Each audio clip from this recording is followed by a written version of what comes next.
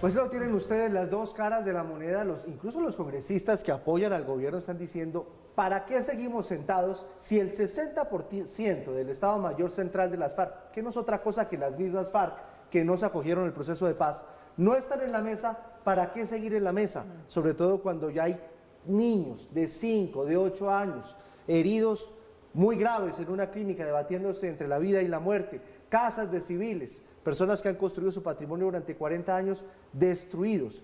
¿Para qué continuar con esa mesa de diálogo si tenemos semejante arremetida terrorista? Pero sabe que eso es cierto porque el tema de las disidencias se atomizó aún más con el paso del tiempo. Entonces, por ejemplo, en esos diálogos que empiezan ahorita en junio, los de Iván Mordisco, esa estructura de Iván Mordisco no se va a asentar. Entonces, unos sí, otros no. Por otro lado, entonces se rompe el cese al fuego en unas zonas, pero en otras no. Eso está haciendo que sea casi que incontrolable para el Estado, para la fuerza pública en general, pues poder ver cómo controla una situación tan compleja. Y aquí se ha dicho muchas veces, mientras no haya método, esto va a seguir siendo un camino absolutamente tortuoso. Método y recursos, Mauro, acuérdese que ¿cuántos helicópteros están en tierra por falta de mantenimiento? Y es en helicópteros como se enfrenta la insurgencia.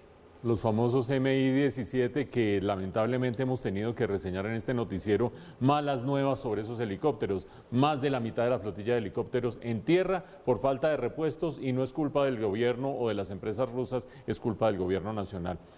Pero organicemos un poquito esto porque hay tres dimensiones por lo menos. A uno le sorprende de manera totalmente casi que desconcertante que el presidente Petro diga en su Twitter: es inaceptable la situación del Cauca.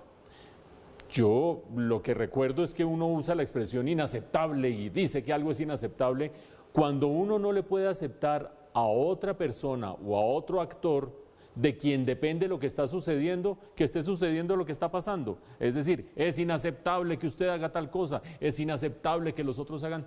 Lo que es muy curioso es que alguien diga que es inaceptable algo que es resultado en una inmensa proporción de sus propios actos, y estoy hablando del gobierno nacional. Que el presidente, el jefe de Estado, diga que es inaceptable la situación en el Cauca no es nada distinto a comentar sobre su propia ineptitud en el Cauca, en el Valle, en Nariño, en el suroccidente del país, en la zona del Catatumbo, en el Magdalena Medio, en el Bajo Cauca Antioqueño, en la frontera de Colombia con Venezuela. En el caso concreto del suroccidente del país, tomen ustedes tres políticas absolutamente equivocadas, absolutamente fallidas. La primera de ellas, la que tiene que ver con la paz total. A estas alturas, con estas imágenes que estamos viendo, hablar de paz total parece un mal chiste. En la paz total hay un cese al fuego que involucra al Estado Mayor Conjunto de las FARC, a estas disidencias de las FARC, que, como decía Paula, se está jugando de dos maneras distintas. En Nariño, en Cauca y en el Valle no hay cese al fuego. Mientras tanto, Huila, Tolima y todo el resto del país sí hay cese al fuego. Eso parece un juego infantil de 1, 2, 3 por mí. Vengo, hago el atentado acá, me voy para el otro lado donde sí hay cese al fuego. Eso dificulta tremendamente que la fuerza pública enfrente a estos grupos. A la hora de sentarse en las mesas, está sentado menos del 40% del Estado Mayor Conjunto y a pesar de eso siguen los diálogos, el 60% dice no, yo aquí no tengo nada que ver. Pero hay quienes dicen, bueno, en marzo finalmente se levantó el cese al fuego. Sí, en marzo se levantó el cese al fuego, pero se había levantado un año antes también. Ustedes recordarán cuando estas mismas disidencias asesinaron a unos menores de edad porque se fueron de sus filas, se desesperaron y se fueron de sus tropas, unos menores de edad indígenas. Ya se había acabado el cese al fuego. Se volvió a hacer el cese al fuego, se vuelve y se acaba el cese al fuego, se vuelve, mejor dicho, un caos absoluto, una improvisación absoluta. Eso en cuanto a la paz total. Hagan ustedes el favor, la política errática en cuanto a la lucha antinarcóticos.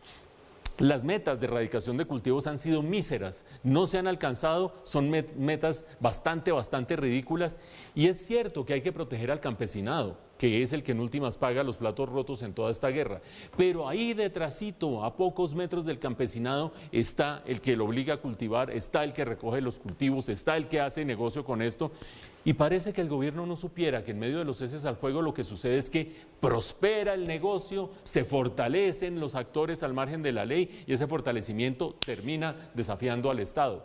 No es lo mismo estar haciendo cada 3 meses, levantando y volviendo a ponerse al fuego, que cuando sucedió al comienzo del gobierno, porque en todo ese lapso se fortalece el negocio del narcotráfico, se fortalecen los actores al margen de la ley y la política antinarcóticos sigue ahí dando vueltas.